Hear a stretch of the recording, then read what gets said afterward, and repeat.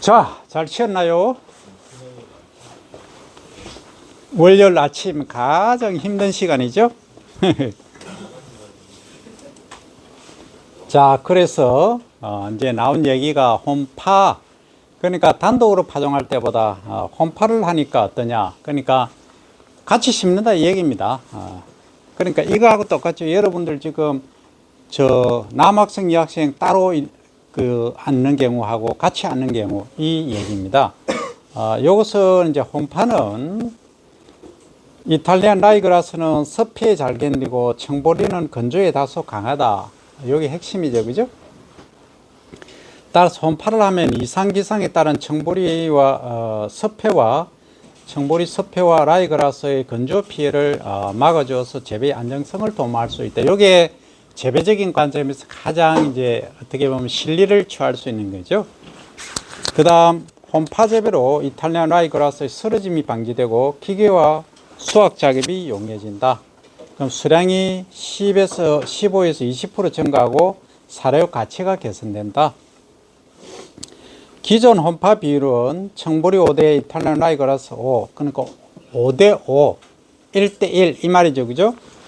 실제 파종량은 헥타르당 3,000평당, 청보리 120에서 140kg, 이탈리안 라이그라스 20에서 30kg. 이거 보면 거의 어때요?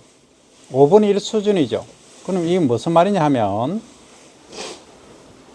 거의 10분의 1 가까이 되기도 하죠. 그죠? 요것은 120, 20이니까. 그죠? 그럼 한 5분의 1, 6분의 1 정도 되네요. 그럼 이게 왜냐면 청보리는 종자가 크고 이탈리안 라이그라스는 종자가 뾰족하게 아주 작아요. 그래서 종자 사이즈가 적기 때문에 이것은 립수로 하면은 무게는 적게 나가지만은 종자 수로 하면은 이게 훨씬 많다 이 이야기입니다. 그 다음에 파종은 청보리는 파종하고 복토를 하고 그 다음에 이탈리안 라이그라스를 파종하고 그냥 눌러주면 된다는 얘기입니다. 그 다음 요것은 이제 건답일 경우, 건답은 수분이 부족한 경우, 없는 경우죠. 청보리를 7, 라이그라스 3을 하고 습답, 수분이 많은, 물이 좀 찌는 그런 논에는 라이그라스 7, 청보리 3의 홈파 비율이 권장이 된다 하는 이야기입니다. 자, 요것은 이제 토양 특성에 따라서 청보리는 습해, 라이그라스는 건조 피해, 이런 것들을 막아주기 때문에 홈파를 한다, 그죠? 청보리는 결국 건조에 조금 강하다 하는 이야기죠, 그죠? 라이그라스는 습해에 강하기 때문에 그렇다. 자, 그 다음 이렇게 이제 품종들이 나옵니다. 청보리는 일단 영양보리를 할 경우, 그 다음에 IRG, 그 다음에 같은 IRG인데 화산배기로 코인어리, 이런 경우가 있는데 여기 이제 용어를 여러분들이 아셔야 돼요. 그러면 청보리 비율하고 요 IRG 비율하고 이렇게 나타낸 거죠. 자, 내한성 한번 보세요. 내한성은 추위에 견디는 성질을 말합니다. 1에서 9, 그리고 이제 도복, 이거는 쓰러짐이죠. 그리고 건물률, 그러니까 건물률은 베어서, 생초로 베어서 건조시켰을 때 나오는 율을 말합니다. 이게 높을수록 좋겠죠, 그죠? 자, 그 다음에 이제 수량은 생초, 수분이 있는 푸른 그 상태, 그리고 이거는 건물중. 건물중으로 하면 가장 높은 게 요거죠. 청보리 대 코인어리, 요게 5대5 했을 때 가장 높더라. 요 비율을 가지고 이제 소위 실정 시험을 하는 거죠. 자, 그 다음에 이제 청보리하고 혀리 배치. 여러분들 혀리 배치는 첫 시간에 수업할 때 뭐라 했습니까? 풋거름 작물, 일명 녹비 작물로 쓰인다 했죠, 그죠? 근데 이것을 풀을 때 배워서 화학비료 대신으로 사용도 하지만 또 뭘로 한다? 사료 작물로도 사용을 할 수 있다 얘기를 했죠. 단백질이 많기 때문에 혀리 배치는 많이 합니다. 주로 호주 같은 데는 아주 많이 하고 있죠, 이런 애들을. 자, 그 다음에 이 청보리와 혀리 배치는 사료 가치 개선 효과.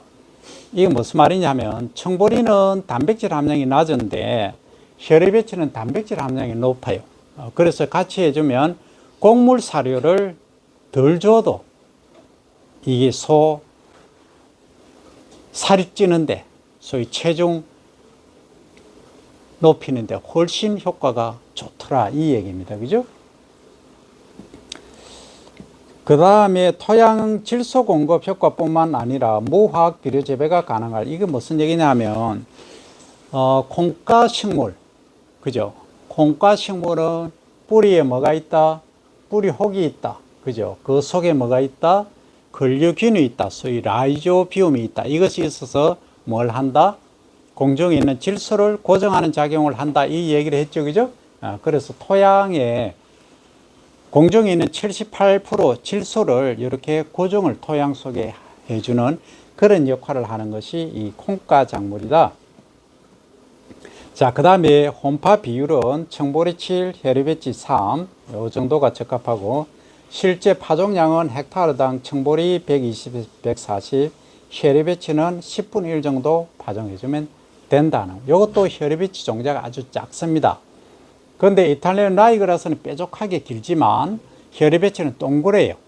어쨌든 이 사이즈가 이렇게 작다 하는 겁니다.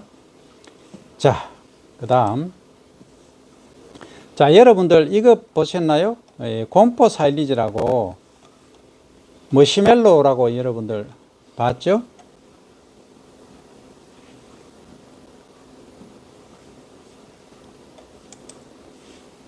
자, 이 머시멜로가 뭐냐 하면 여러분들 지금 이제 필드에 가면 하얗게 된 거 공룡알처럼 이렇게 모아놓은 게 있어.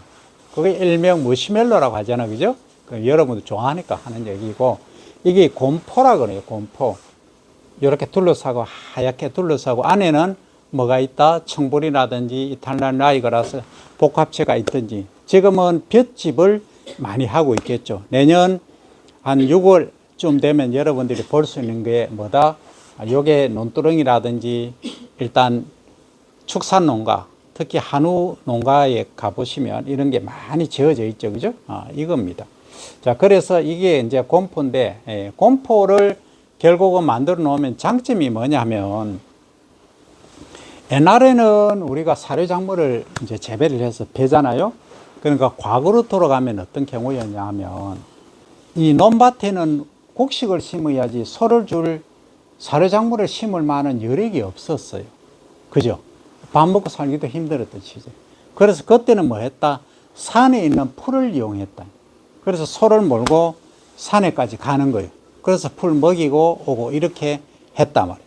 그럼 겨울에는 산에 풀 먹이러 갈 수가 없죠. 풀이 없으니까. 그때는 어떻게 하느냐? 그래서 볏짚이 있죠. 벼소하고 남은 볏짚을 소한테 먹였다. 그 외에 이제 볏짚의 용도는 또 어떤 게 있었느냐? 볏짚은 지붕 있죠. 과거에는 초가 지붕. 그러니까 대기 부잣집들은 기와집을 했지만 이제 돈이 없는 일반 서민들은 짚을 이용해서 벼를 수확하고 남은 짚을 이용해서 뭘 했다? 이렇게 지붕을 만들고 또 여러 가지 이제 재료들을 만들고 했다. 그 재료 중에 바구니도 만들고 그 다음에 이제 과거에는 담이 있죠. 담.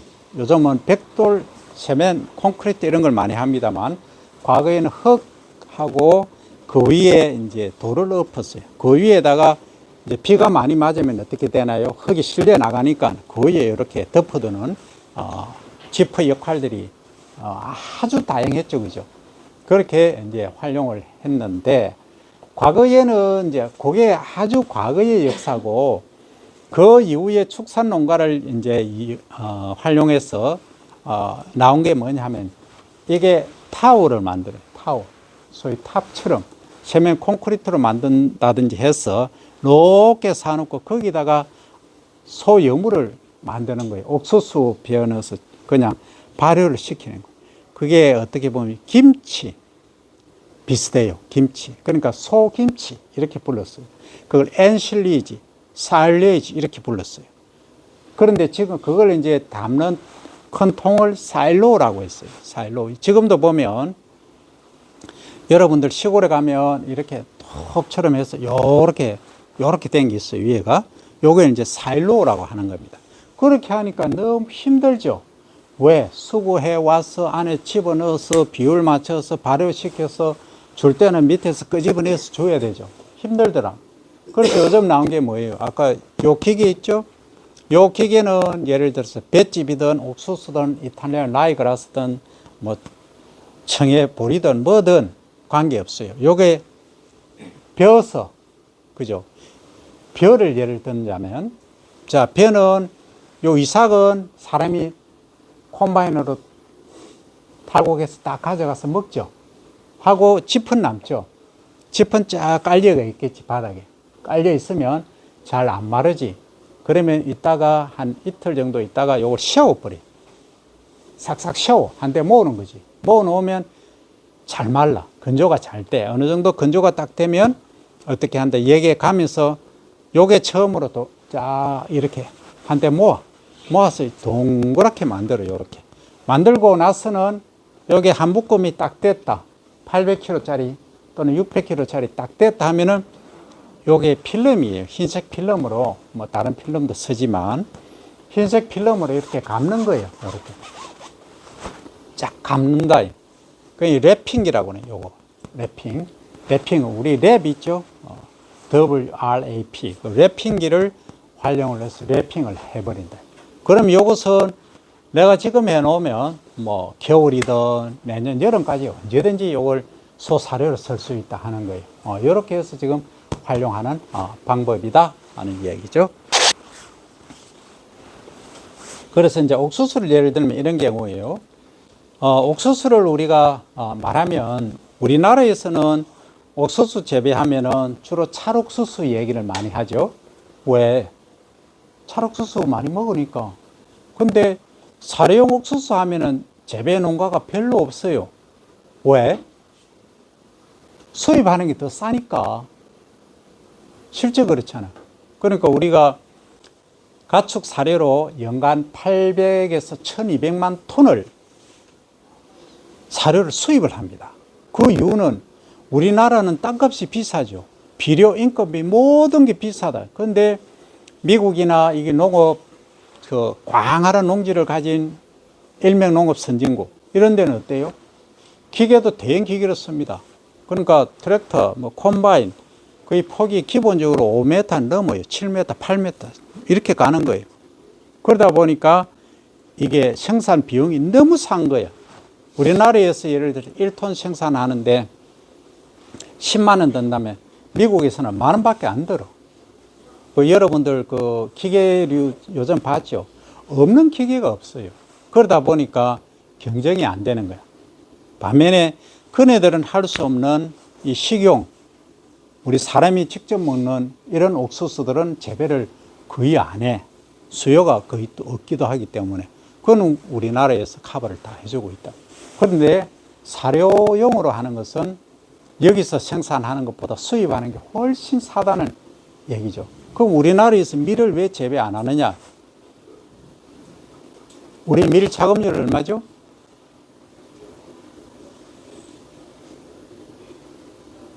밀 작업률 0.5%죠. 0.5% 이게 도대체 무슨 소리냐? 우리나라처럼 농업이 발달된 나라가 밀 작업률이 0.5%밖에 안 된다. 1%가 안 된다 이 얘기입니다. 그건 뭐냐? 철저히 경제 원리입니다. 그러니까 라면 생산하는 회사, 밀가루 생산, 국수 만드는 모든 회사들에서 어때요? 생산 원가를 낮춰야 이걸 싸게 팔 수 있잖아. 라면 하나에 5,000원, 6,000원 한다고 하면 누가 사 먹어요? 안 사 먹어. 건강에도 별로 안 좋은데 그거 왜 먹어? 그죠? 그냥 밥 먹지. 라면이 소비가 많이 되는 이유는 1년에 수십억 개가 팔리는 이유가 뭐예요? 싸니까. 하나에 1,000원밖에 안 하니까. 그죠? 그게 몸에 안 좋은 줄 알면서도 먹는다고. 싸고 간편하니까. 그 원리. 그럼 그 원인이 한국에서 우리나라에서 밀가루를 생산했다 하면 수입하는 밀가루하고 비교해서 가격을 맞출 수 있느냐? 절대 불가능하다. 우리나라에서 생산된 밀가루로 한다면 라면 하나에 3,000원 받아야 됩니다. 절대 그 이하로는 불가합니다. 그 원료가가 우리보다도 4분의 1, 5분의 1 싸기 때문에 밀가루를 99.5%를 수입해서 쓰는 거예요. 그러니까 우리 지금 밀가루 소비가 약 35kg 1인당 연간 소비를 하고 있다. 쌀이 55kg인데 이 정도 가버린 거예요. 그래서 철저하게 식량이든 뭐든 지금은 완전히 글로벌하게 오픈되어 있다. 그럼 만약에 밀가루는 그렇다 치자. 쌀을 만약에 수입하는 것이 지금 1kg에 우리가 3,000원 정도 하잖아요. 평균. 그 하면은 미국에서 가져오는 것이 500원 한다면 어느 거 사 먹을까요? 당연히 수입쌀 사 먹겠지. 맛이 비슷하다면. 그죠? 아, 그렇잖아. 그죠? 그러면 만약에 자, 우리나라 쌀 생산 안 한다. 그죠? 생산 안 한다. 전부 수입한다. 우리 기반 다 잃어버렸다. 그 미국이 야, 원래 뭐 쌀 우리 별로 없는데 이렇게 하면 우리는 어떻게 해야 됩니까? 미국뿐만이 아니고 호주든 뭐 일본이든 중국이든 다 마찬가지예요. 어떻게 되는 거예요? 아, 줄 게 없대. 그럼 1kg에 10,000원. 아유, 10,000원도 우리 줄 게 없다 이러면 10만 원 사와야 되겠죠. 또 실제 없다면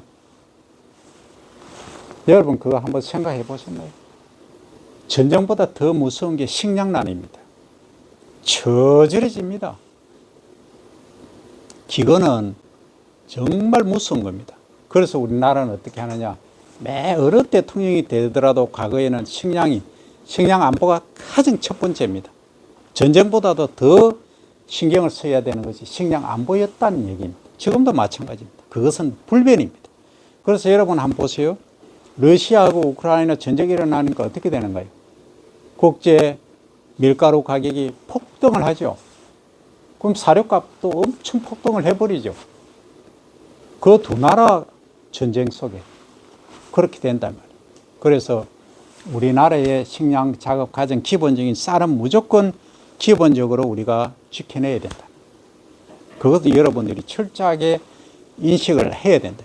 그런데 가격이 너무 차이가 많이 나면 문제가 되니까 이것을 국가에서는 어쨌든 식량 기반은 유지해야 되기 때문에 그런 정책들을 쓰고 있다. 그러나 이 사료작물들을 얘기를 해봅시다.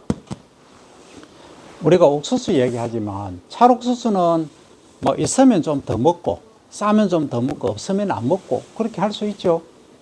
그렇잖아. 주곡이 아니니까. 그래 고기도 어때요? 아니 고기 비싸면 못 사 먹지. 서민들은 아니 소고기 뭐 한 번 외식하는데 10만 원 하면은 서민들이 먹을 수 없잖아. 그죠? 뭐 2만 원, 3만 원 하면 뭐 어떨까? 그렇게 되는 거예요. 그러면 그건 뭔 의미하느냐? 주곡하고 소위 마이너 작물하고는 다르다는 거예요. 주곡은 반드시 지켜내야 되고 마이너 작물들은 뭐 알아서 하는 거. 알아서 한다고 표현하면 좀 일반인들이 싫어할 수도 있지만 전부 신경을 다 쓸 수는 없다. 일단 주곡은 딱 잡아놓고 기본적으로 생산해야 되고 나머지들은 우리가 통계적으로 해서 생산 쿼터제 여러 가지 해서 관리를 해주면 좋는데 올해 한번 보세요. 그 참 안타까운 건데 저희 강원도에 무 있죠. 무 지금 어때요? 사가라고도 그 사가는 게 가져가려도 안 가져가요. 상인들이. 왜? 왜 안 가져갈까요? 일반 물량이 충분하다는 얘기예요. 또 충분하면 가격이 싸면 소비자들이 소비를 많이 해야 되는데 한계가 있다는 거야. 소비를 안 하고 있다는 거야. 그러니까 판매자 입장에서 하나에 1,000원 하는데 실제 시장에 가면 2,000원, 3,000원 하거든요. 실제 그래요. 그러면 그분들이 그럼 시장에 가서 팔 수 있느냐? 대량으로 축구장만은 그럼 재배를 하는데 그게 불가능하다. 그래서 중개인이 필요한 거죠. 필요한데 지금 상황이 수확을 해서 사람을 활용을 해서 수확을 해서 판매를 하면은 오히려 그 비용이 더 든다는 얘기. 그 원가가 안 나온다는 얘기. 뭐 비료값 앞에 종잣값 그다음에 뭐 이양한 거 잡초 방지한 거 이 관리행 비용은 고사하고라도 그런 게 현실입니다. 그게 마이너 작물이 비해예요. 그런 반면에 다른 한편으로 만약에 이게 아주 흉작이 됐다 또는 소비가 폭발적으로 늘어났다 그러니까 외국에서 수입을 하려고 한다 그러면 수요와 공급에 의한 이 평행이 맞아야 가격이 유지가 되는데 이게 틀어지면 무조건 문제가 발생하는 거예요. 그러니까 뭐 미국에서 우리 무가 너무 맛있고 좋더라. 그러니까 뭐 총각김치, 깍두기 김치 좋아한다 이러면 미국에 수출을 야 100만 톤 필요하다면 뭐 난리가 나죠. 그러면 무 하나에 1,000원 하던 것이 뭐 10,000원, 20만 원까지 뛴다는 얘기예요. 그럴 가능성은 거의 없지만 그게 수요와 공급에 의해서 그런 거예요. 그 정책을 국가에서 일률적으로 할 수는 없어요. 통제는 못해요. 자유시장 경제 체제에서는 누구나 내 마음대로 농사 짓고 할 수 있기 때문에 그걸 당신은 얼마 하셔 이러면 못 한다는 얘기예요. 그걸 누가 해야 되느냐. 그것은 이제 무 하면은 무 관련 전국에 이제 협의회를 구성을 하든지 생산자 단체가 구성이 돼야 돼. 그래서 우리는 원래는 작년에 지금까지 요만큼 소비를 했으니까 요 정도로 조정하고 다른 작물로 하고 나머지 땅 남는 것은 수출을 하자. 이렇게 가야 되는 거죠. 지금 이겁니다. 스마트 농업 지금 많이 하죠. 스마트 팩토리 해서 많이 하고 있어요. 하는데 여기서 파프리카라든지 딸기라든지 지금 농가에서 생산하는 걸 똑같은 품목을 생산해서 지금 시장에 대량으로 방출하면 기존 농민들이 어떻게 됩니까? 기존 농민분들 한 방에 갑니다. 왜? 소비는 요만큼인데 생산은 이만큼 돼. 그럼 가격이 폭락되는 거예요. 그럼 다 죽는 거예요. 그럼 어떻게 해야 된다? 스마트 농장에서 생산된 것은 시장에서 격리를 시켜야 돼. 어떻게? 철저하게 수출로 가야 된다. 완전히. 지금 농민분들이 생산하는 거 방법 외의 쪽으로 가야 됩니다. 그게 되지 않으면 같이 죽는 거예요. 그래서 스마트 우리가 학과가 스마트 농산업학과고 해서 스마트 농업이 필요합니다. 이것은 철저하게 해외 시장 개척하고도 무관하지 않습니다. 그래서 과거에는 국제농업이라는 게 있었어요. 그걸 여러분들이 배워야 됩니다. 그래서 이 수업 시간에 하나하나 들으면서 글로벌한 시각을 여러분들이 가져야 되는데 아 이렇게 식량 안보가 중요한데 그러면 이걸 어디다 마켓 홍콩을 할까 대만을 할까 일본을 할까 그러니까 신선 농산물을 거기에 가져가면 신선도가 떨어지는데 수분이 그거 하는데 그럼 나온 게 뭡니까?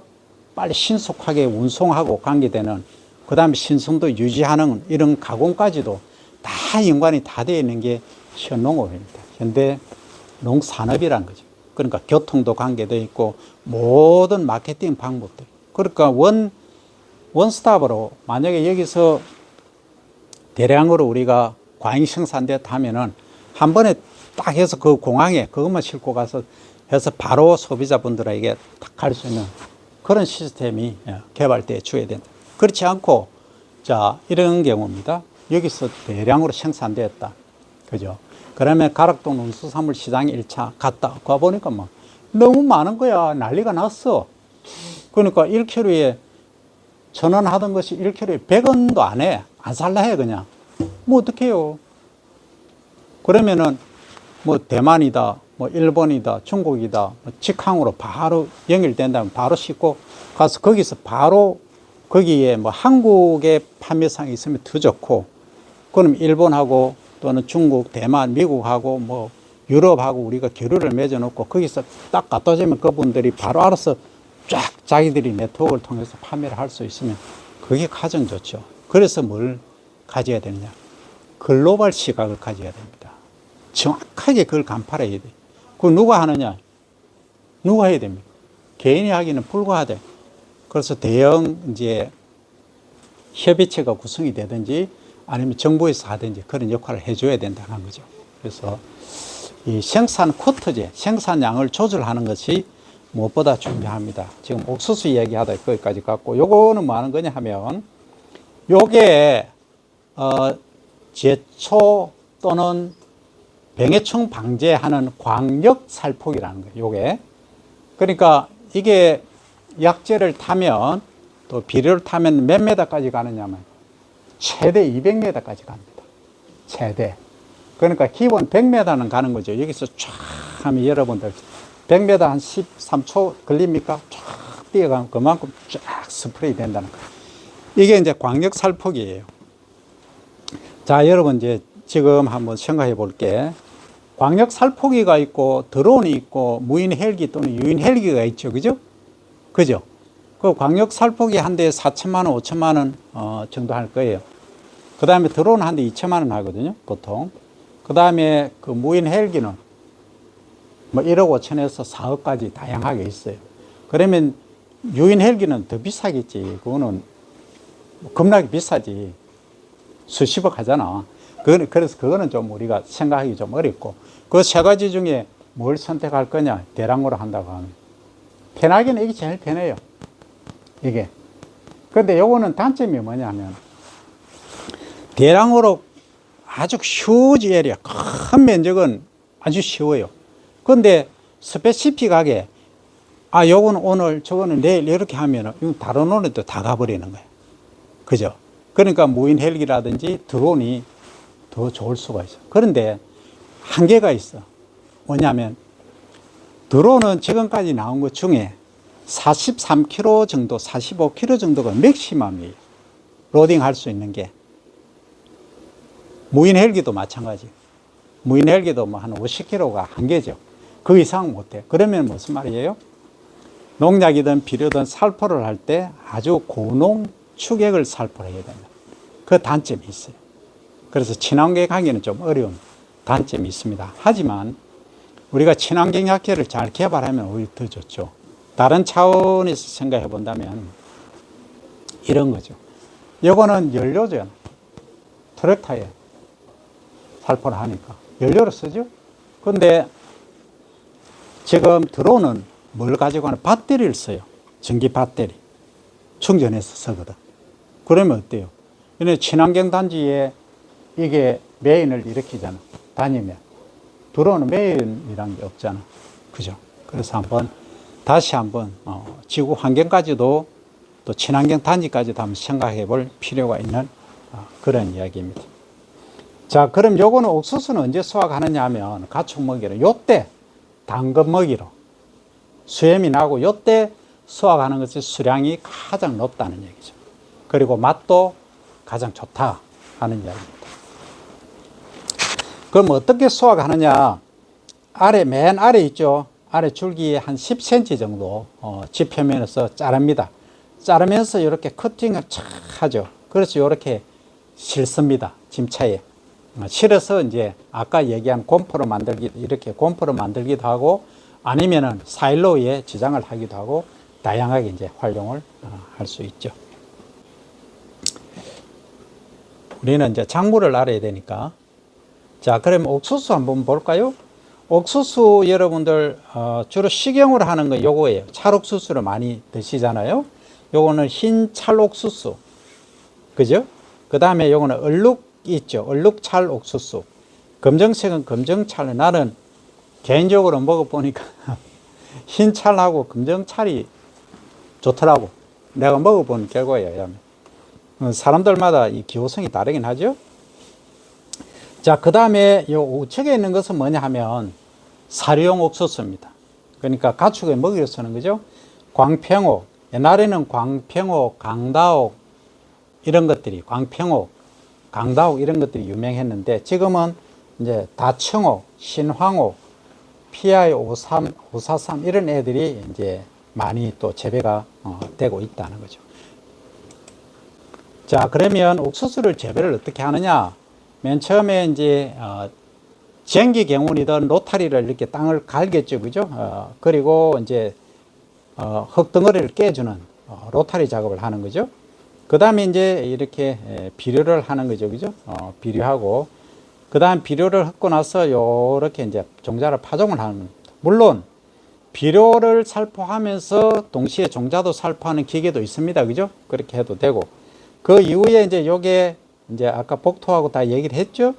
그리고 이제 이 나스는 이게 제초제를 살포를 하는데 이 제초제는 참 말하기 좀 어려운데 친환경을 하려고 하면 안 해야 되는데 어쨌든 요렇게 이제 파종해 놓고 이 제초제를 살포하면 잡초가 거의 발화를 안 하는 거예요. 잡초 방지에 아주 유리하다. 그래서 그 가축의 사료로서는 제초제를 거의 할 수밖에 없는 상황입니다. 요걸 조금 더 비약해서 얘기하면 미국에서 재배되는 그 옥수수와 콩은 거의 다 GMO가 거의 95% 이상이죠. 90% 이상이라고 봐야 됩니다. 그러면 거기는 소위 라운드업이라고, 그러니까 작물이 뭐 옥수수 콩 서 있는데 자라고 있는데 그냥 헬기로 쫙 한번 뿌리고 가면은 잡초는 다 죽고 콩하고 옥수수는 그대로 살아남아 있어요. 거의 GMO죠, 그죠? 네, GMO. 유전자 변형 옥수수, 변형 콩, 변형 뭐 다 그런 걸로 다 지금 거의 하고 있어요. 대량으로 하다 보니까. 자, 그 다음에 이제 여기는 피해 증상은 뭐냐 하면 이게 이제 생리적 피해 보면 이 저온일 때 이런 문제 발생하고 서리, 아까 서리 얘기했죠. 그 다음 우박, 여러분들은 우박을 잘 못 봤겠지만 우박이 뭐냐 하면 하늘에서 내리는 얼음 덩어리입니다. 얼음 덩어리. 이게 막 세게 떨어질 때는 구슬만한 게 떨어져요. 그러면 뭐 난리 나죠. 그죠? 근데 이제 그런 경우는 아주 북부지방 또는 아주 산간지방 빼고는 그만한 그는 잘 없어요. 통상적으로 아주 뭐 눈이 되어서 내린다든지 눈보다 조금 큰 덩어리가 내린다든지 그 정도죠. 그 다음에 요건 한발 가뭄이죠. 수분이 부족할 때 비가 안 온다든지 했을 때 이렇게 마르는 잎이 마르는 증상. 그 다음에 이제 태풍에 의해서 이렇게 도복 쓰러지는 거. 그 다음에 이제 생리장애로 갯이삭이 발생하는 이런 애들. 그러니까 하나가 크면 제대로 충실한데 제대로 연결지 못하는 이상한 게 하나씩 이렇게 나타나는 경우도 있다. 그 다음에 이거는 꽃가루를 받지 못해서 수정이 잘 안 되면 이런 알맹이가 제대로 안 찬 이런 것들이 생성되기도 한다. 그 다음에 이제 갯가지가 이렇게 막 자라는 게 원줄기만큼 이렇게 자라는 경우도 생기다. 그 다음에 마디마다 이 옥수수가 달리는 경우도 있어요. 근데 실제 생산량을 보면 이게 많을 것 같아요. 키가 안 커. 그래서 실제 정상적으로 자란 것보다는 못하다. 그 다음에 병은 어떤 게 있느냐 보면 이 배에도 벽과에는 거의 다 해당됩니다. 이 검은 줄이 생기는 검은 줄 오갈병. 오갈병은 뭐냐면 오그라드는 거. 소위 드와르프 디지즈, 난장이병 이렇게 이해를 하면 됩니다. 이 검은 줄이 생기는 그런 경우고, 그 위축 바이러스, 이것도 위축은 드와르프하고 비슷하죠. 키가 안 크는 작은 바이러스병에 감염된 거. 그 다음 깨시무늬병은 뭐냐 하면 참깨를 호마라고도 부르죠. 요거는 잎에 이 깨 있죠. 참깨처럼 이렇게 반점이 생기는 걸 말합니다. 요것은 왜 생기느냐 하면 통상적으로 미량원소가 부족할 때 많이 발생을 한다. 그 다음에 옥수수 줄기가 썩어가는 경우, 그 다음에 깐풍기병, 그 다음에 거세미, 요거 나방인데, 나방 말고 이제 거세미가 유충일 때, 어릴 때 얘들이 깔아먹는, 그러니까 그 옥수수 줄기를 파먹기도 하고 옥수수 알맹이 어릴 때를 먹기도 합니다. 그러면 깔아먹는 거죠. 이렇게 되면은 심각한 피해를 줄 수 있다. 그런데 이 거세미는 여기만 있느냐?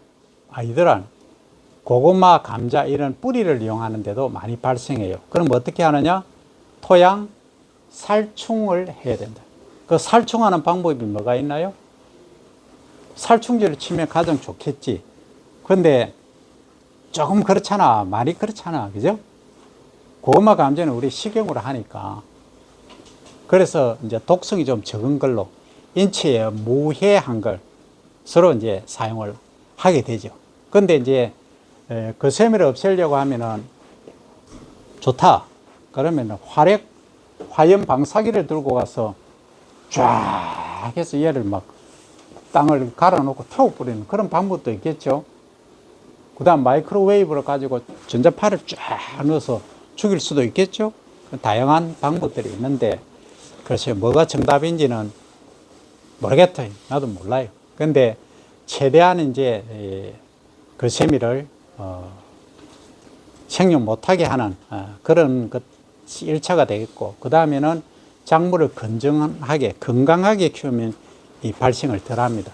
여러분들 지금 코로나 때도 코로나 전혀 뭐 감염돼도 하루 이틀 만에 낫는 학생, 낫는 분, 그리고 감기 바이러스 똑같이 감기균이 있는데도 전혀 안 걸리고 막 우통 벗고 다니는 사람도 있고, 어떤 분들은 막 이렇게 소위 둘러싸고 해도 감기 걸리고 콜록콜록 하는 사람이 있죠.